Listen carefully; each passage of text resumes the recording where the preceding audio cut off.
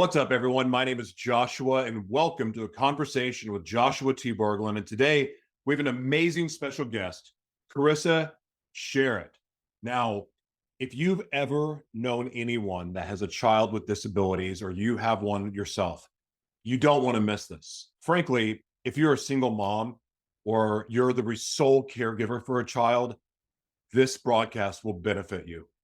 Even if you're a family with a disabled child, you're going to want to watch. Or if you've ever, and I'm not trying to laugh about children with disabilities, but honestly, there's so many different demographics that this broadcast benefits. Yeah, it's for moms, but honestly, it's for dads too. If you've ever been a caregiver for somebody with disabilities, this is for you. I really do appreciate you being here. I appreciate you listening with an open heart. And I appreciate you just being here because I really believe that this is going to have a huge impact on you. What's up, ladies and gentlemen? Welcome to a conversation with Joshua T Berglan and my very special guest, Carissa Sharrett. Share it, like I'm sharing it. I'm so happy that you told me how to pronounce your last name because I got to tell you, the last 4 broadcasts, I think I've completely butchered the last names, even after they told me how to say it. So anyway, I'm so excited to have you here today. I shared in my opening that I got to speak to you for a little bit about a couple of weeks ago, and I got to really learn more about what you're up to and really got to understand the heart behind it. And I'm so excited to have you here because I know that what the information you have to share is so important. And I believe it will become more important as the days and months go on. So without further ado, Carissa, can you tell us what you're grateful for today and why? Hey, I'm just so grateful for you and your audience and having me here so that I can share a little bit of my story and hopefully help other families like mine. So thank you. I'm so grateful to be here with you. Well, I'm honored to have you. I would love to know, where did the vision for Braverly International come from? I have taken a very circuitous route in my life, career-wise. I've always had things that came up that I had to make a choice between this or that. And I always chose family over my career. And so as I went through life, I've done a few different things. And when my youngest son was born, I actually came home to be with both my boys. And I thought, well, I'll get back into doing something else once they both get in school. That changed because at 3, Liam was diagnosed with autism.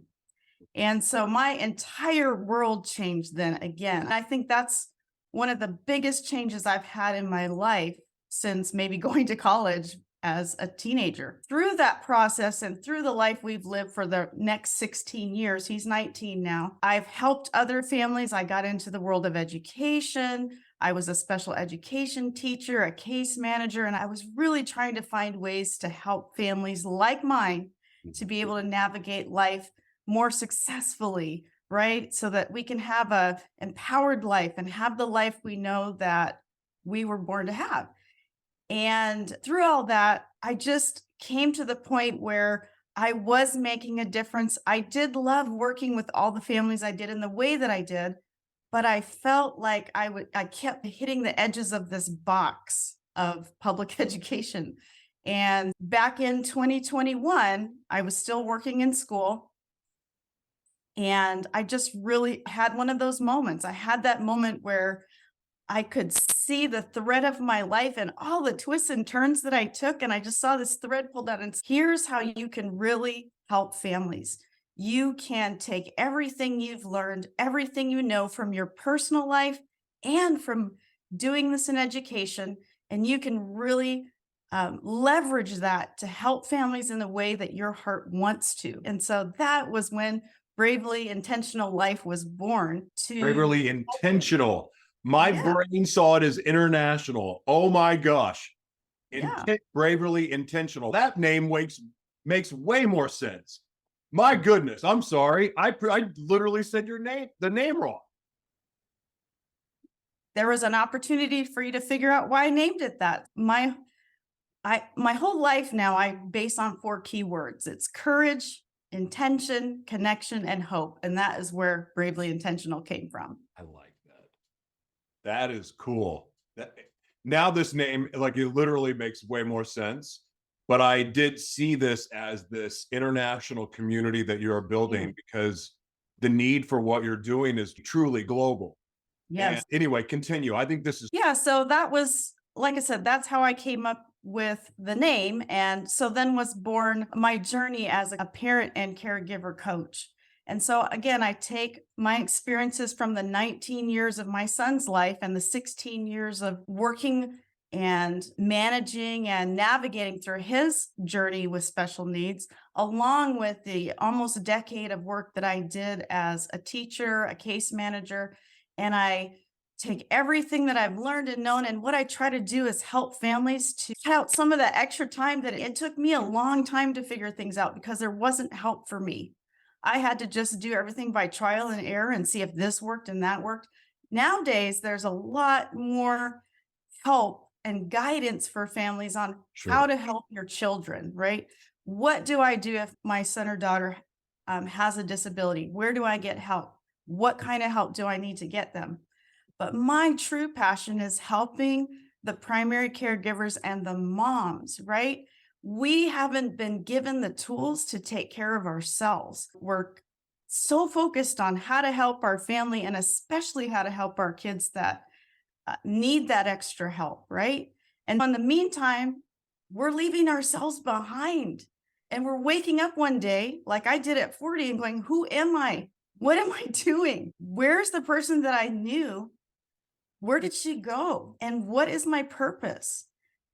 And my heart, Joshua, is to help families to strengthen that foundation of the family. And moms are often the glue, we call them, of our families. And I feel like if I can help reach the mothers and help them learn how to better take care of themselves, how to plan for the future, how to live in connection, and how to have hope, they're going to be able to pass that along to the people in their family. And they're going to be able to fulfill that mission that they have to their. They say it takes a village to raise a child, or at least that was the mindset before. And while I believe that's true, when you have a child with special needs, it really does take a village. However, as you said, it's typically the moms that become the primary caregiver because dad's at work, especially in that scenario where you do have a child with some type of disability.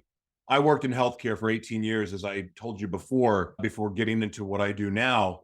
And I got to see firsthand what it was like for families as they find out their child has cerebral palsy or is going to need a wheelchair. The only really the taste of autism I got to see is from dating a girl for 3 years whose son was autistic.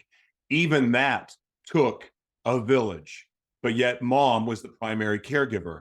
And one of the things that I experienced that I'd like to ask you about is guilt, not my guilt, but the mom's guilt from the child having autism. The woman I dated for 3 years suffered tremendous guilt and suffered tremendous coping skills because of all that was thrown onto her plate with having a child with autism. And it was really hard to watch that.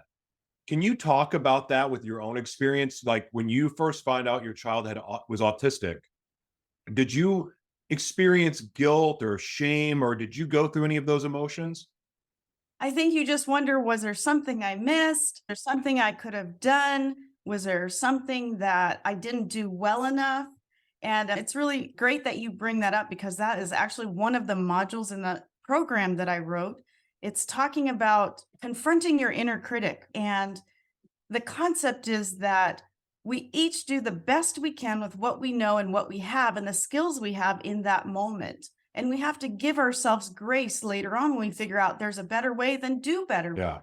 But don't sit in that. It's a form of grief. Don't sit in that grief and shame because that doesn't move you forward. And so, one of the things I talk about is that we believe the lie that we can ruin our child's life. That's what we're afraid of. We have a fear of ruining our child's life. And the truth is that there aren't very many things that we can do that are going to completely ruin our child's life. Like any other child, we have to learn how to help them. We have to learn how to best encourage their growth and their independence. But there's not very many things, Joshua, that we can do in life that's going to completely ruin our child's life. They're very resilient. They're able to learn at almost at any age. They really are. They're able to learn at any age. And we just have to adjust our expectations to seeing what are their strengths? What are their needs? How can I help them build on their strengths while also helping them fill the gap on their needs? And so if you're a mom out there that is feeling that guilt or that shame, I really want you to think about, did you do the best you could with what you knew and what you had? And if you did, give yourself a grade and just move forward. And remember that the decisions that you make going forward, you're making the best choices you know how to right now, and that your kids and your young adults and your older adults, they're very resilient and they're going to make it. There's not much you can do. There are a few things people can do, but there's not much you can do to completely ruin your child's life. One of the things that I hear a lot is people talk about, and this is across the board, moms, dads, even single people. There's just not enough hours in the day. And especially with the, say, a single mom, because one of the things that I also got to witness was a lot of single parent homes, and typically it was single mom because dad bailed when they found out the child had cerebral palsy, or it was a spinal cord injury or some other condition. And like this, the family broke apart because for whatever reason, there could be all kinds of reasons. So here you are, you have the single parent who is doing everything they can to, if they are on state benefits of any kind, it's usually not enough to really support the family. So time becomes this issue that people have. So what do you say to the people that, because you have this amazing course that is so thorough. I actually checked it out and I'm like, this is very thorough. And the cool thing about it is it really fits into all parts of life. I know who you're targeting for, but would be a great course for anyone to take. But courses take time and they take attention, and you need to focus. What do you say to the people out there that are struggling with time, or they don't think they have time, that about your course and how it could benefit them? Like, what do you say to people that just complain about not having time when it comes to working with someone like yourself? Yeah, so I think the first thing to think about is you're not working with me. You are, but that's not what your goal is. Your goal is to invest in yourself. And what is your commitment to yourself? And if you're not investing any time into yourself, how are you going to make it through the long term? Because when you're raising any child, but especially when you're raising someone that has extra needs or a disability, this is a lifelong journey. Yeah. And you have to be prepared for the long game. And so are you prepared for that long game? And what are you going to do to get there?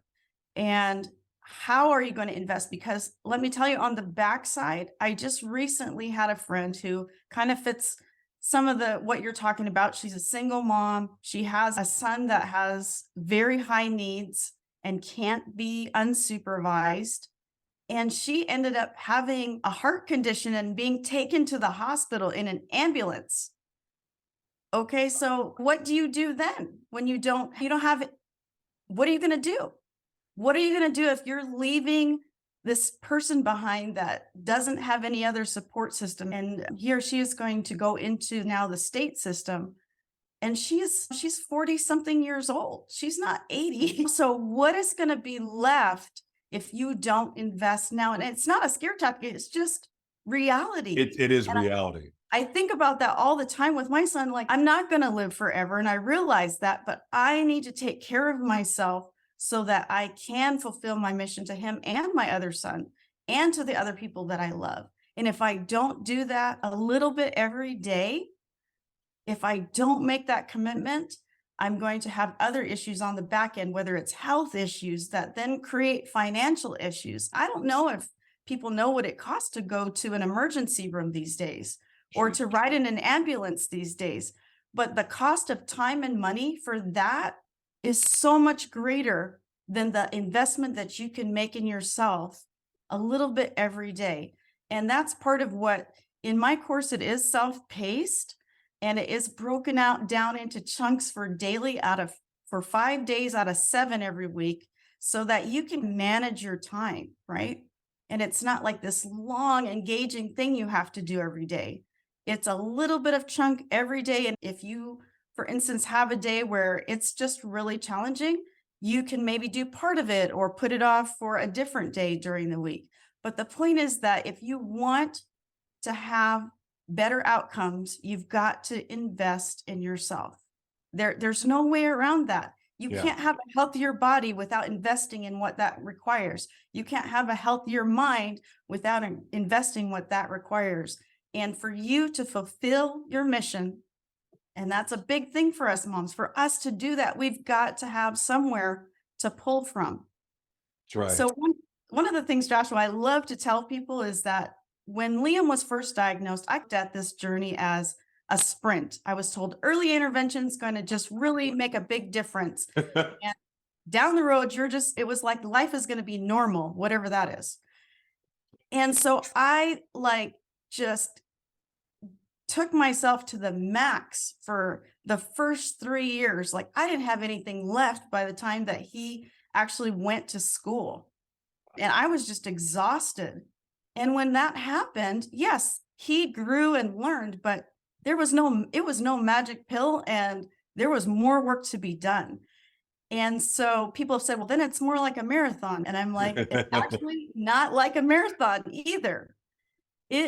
How I relate life with my son Liam, and for any parent that's raising a child that has extra needs or disabilities, is that it's like a track meet.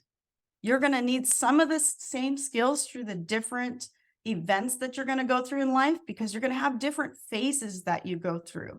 And you have to be prepared to go through every phase and to make it through the end of the track meet. You can't show up at the track meet, do the sprint, and then go, I'm done, I'm going home. No, you have to be ready for the high jump and the disc throw and all these the triple jump, all the different events that come with a track meet. That's like our life.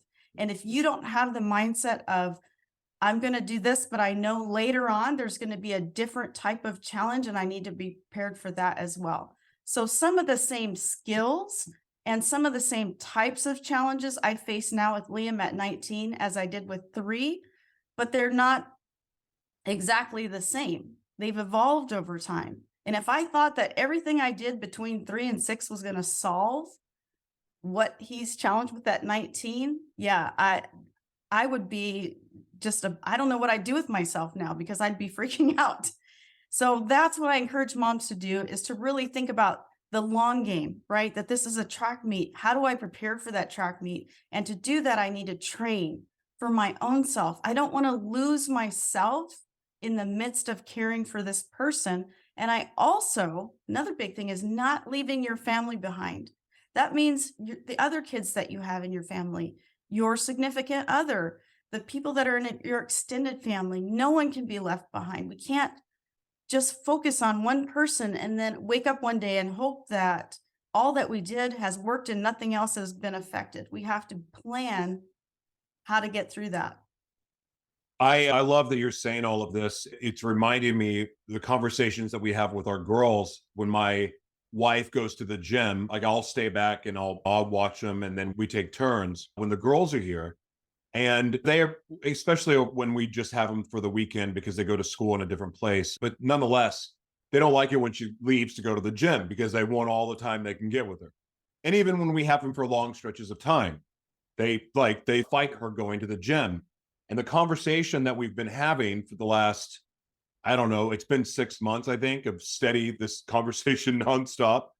But what we're learning is that, yeah, it's taken some time for them to understand the need for self-care, the need for her to go to the gym, to practice yoga, to do those things.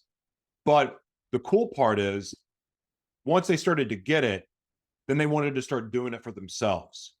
And Yes. so as a parent, I would imagine, and I would like for you to comment on this, being able to have that conversation, okay, mommy's got to go to the gym now. Mommy's got to go, even if it's get your nails done or get a massage or whatever it is that people do for self-care, to have that conversation. Like eventually what you're doing is you're teaching them the importance of them taking care of themselves and practicing self-care. Have you experienced the same thing? Yeah, so I've experienced it in reverse. Yes, I do that with my boys, and that now has become a part of my life. But obviously, there was a point where it wasn't, because I wouldn't have woken up one day exhausted, worn out, not knowing who I was if I would have been doing that the whole time that they were small. But as I look back, Joshua, I saw that same example with my mother. My mother did not take care of herself the way she needed to because she was taking care of all of us. That's Yeah. what she taught me. And to your point, we teach our children by how we live life, how to live their life. And that is why it's so important, like I said, to reach these mothers, the glue in our families, so that they can influence us and teach us better strategies, better habits, better ways of living. Because my mom loved us so much, she did so much for us, but she didn't do enough for herself. It's not she didn't do anything, but she didn't do enough for herself. And so she ended up having health problems that led to her dying early. I lost my mom at 21, Oh my and gosh. it was just devastating. My youngest brother was 11 when we lost my mom. And so not having her in my life as an adult has been really hard. And I think about, what if she would have done more to make sure she managed her health concerns and got in a better place? And I think about that a lot, especially when I got to the age she was when I lost her. Yeah. This is how old what my mom was when I lost her, and I don't want my boys to go through that same thing. So yes, to your point, we teach our kids how to treat each other and themselves, and how to encourage other people to live a healthier life when we lead by example. And that's anything in life. But when we lead by Anything. example and we teach our children, they have a much better chance of learning those good habits. And so as you're taking care of yourself, you're also impacting your entire family.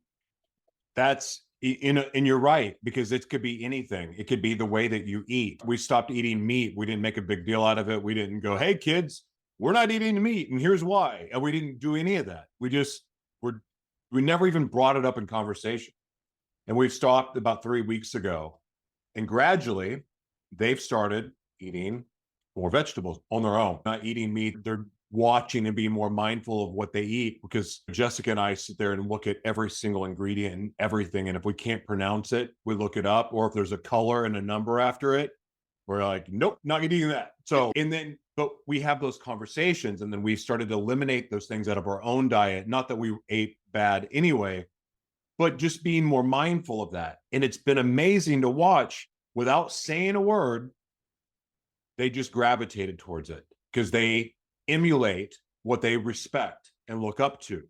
And there's a lot of power in that. So I like that you're doing this. And it's also confirmation for us, because sometimes we feel like we're pretty freaking weird. Like, we don't lie to our kids. They asked us about Santa Claus. We told them the truth. We are honest about anything that they ask us. We don't go out of our ways to disrupt their reality, but we tell them the truth. And then also they learn things for themselves when they follow in the path of their family.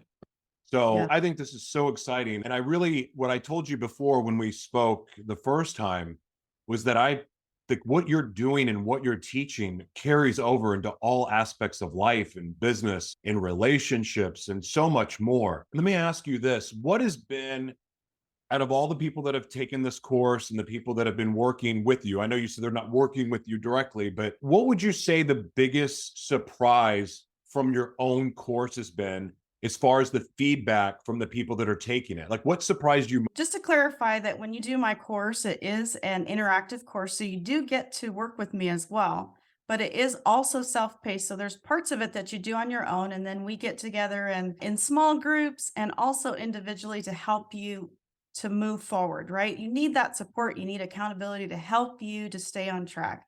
And so that's the first thing. I think out of the people that I've been working with and the feedback they've given me is, wow, especially a couple of the older moms that have taken the course. They're like, I really wish that I would have had a lot of this younger. I could have circumvented so many things that were painful, hard, despairing, if I would have just had some direction. And that was really, it wasn't so much a surprise, but just a really big confirmation that we have similar paths when we go through this. And there's people out there just that think just like you. And so you're not alone. Some of those thoughts that you have that you think, oh, no, no one's going to understand that one. We understand. We're an army of moms who understand. And I'm going to understand because I've not walked in your exact shoes, but I've walked in the path of raising a child that has a disability and extra needs and is going to need supervision and care and love and direction his entire life. And so you're not alone. And I just love when moms go through the program, and it just gives them a foundation to move forward. They feel like they've been set free to live life again. Like they don't have to live in this stuck place. And so that's really, I want to empower families to go from being fearful and frozen to being able to have that empowered life that they have, from being stuck to unstoppable. That's been the most amazing part of working with families, is watching them break free of being stuck. Yeah. And also, too, if a mom is less stressed out, like the thing that what I've learned with my relationship with Jessica, who you've met, Yeah. is when she's happy, when she's at peace, her intuition is on fire. And when you have a wife, like as a man, I guess I'm speaking to the men out there, it's amazing how much more the women get to operate in their gifting. And when a woman's operating in her gifting, it's beneficial for the whole family. Like I'm often surprised sometimes that women we're not ordained the leaders of the family. Like at least because when I grew up, it was everything's men centric, right? Think about our household and how it runs. Like, yeah, I'm the man of the house, but we wouldn't operate business wise as a family or anything if it wasn't for Jessica. She's like the mastermind of all of it, right? But that big part of that, why we function so well and why we thrive as a family, is because she's able to operate in her gifting, because she's not a stress ball most of the time. Right. So there's something about this self-care, like men out there watching, encourage your wife to take this course, whether you have a child with disabilities or not, because it only makes the whole family better when the woman is cared for and secure and feels safe and is confident and is not stressed out and has all of the tools to be able to handle life as it comes at us. Because some of the things that get thrown at us, especially recently, there's more health issues now than I think that's ever existed in my lifetime. There's more weird curveballs and weird dynamics from around the world that are happening. So like this to me is a family course, not just a mom's course. And everything I've learned about it, not just from what you've said, but I saw my own, I see this being valuable for anyone. And you said some profound things there. And let me tell you, if you are a husband, partner out there that has someone in your life that really needs to do a better job of self-care and taking care of herself, and you haven't taken the lead on that by encouraging her, making it possible, let me tell you, your life is going to be exponentially better if you do. And I can second it from a man's perspective. You're going to have that wife that is excited to see you, that has the energy to do the things that were so fun for you. And even when you have someone in your family, or more than one someone in your family that needs extra care, you can still have an amazing, fabulous, fun life and have a great partnership, but you need to help invest in your partner. There is so many things that your wife or significant other do on a daily basis that you may not even understand. There's so much emotional energy tied up in taking care of the family that is hard to understand, and you need to help feed into them. So yes, I would encourage you. My husband has done that, and actually right now he's going through my 6-week mental fitness boot camp with me, because I do have that available for anyone who's 15 and above in the family. And that's part of the way he not only supporting me, but learning about the things that are in my world so that he can support me better. And it's actually benefiting him, and it's giving us points to meet and talk on. And let me tell you, that's been amazing, because right now he works in a different state and comes home just a couple times a month because he's on a specific contract. And so I'm here by myself pretty much, taking care of the home, taking care of Liam's schedule, taking care of my business. And if he wasn't inputting into me, it would be a lot harder for me to be excited and refreshed for the times he is home. Dads, husbands, fathers, Heck, invest, boyfriends at this point. boyfriends, Like, invest in the woman that you love so that she can have what she needs to blossom and affect the whole family. And you're gonna love the results, because that woman that you fell in love with, she's gonna have what she needs in order to be the person that you love so much, and that inputs into your life, and that is your greatest partner, your greatest cheerleader.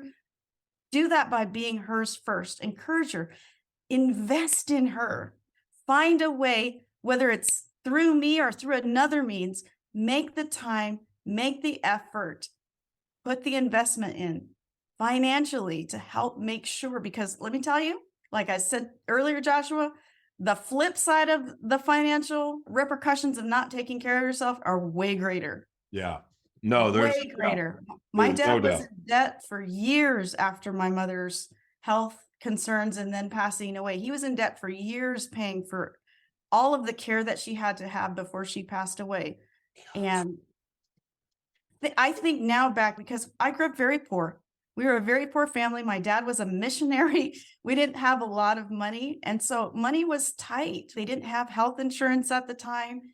And I think, yeah, I understand as a parent, and having been through some very difficult financial times in my adult life, that it's difficult.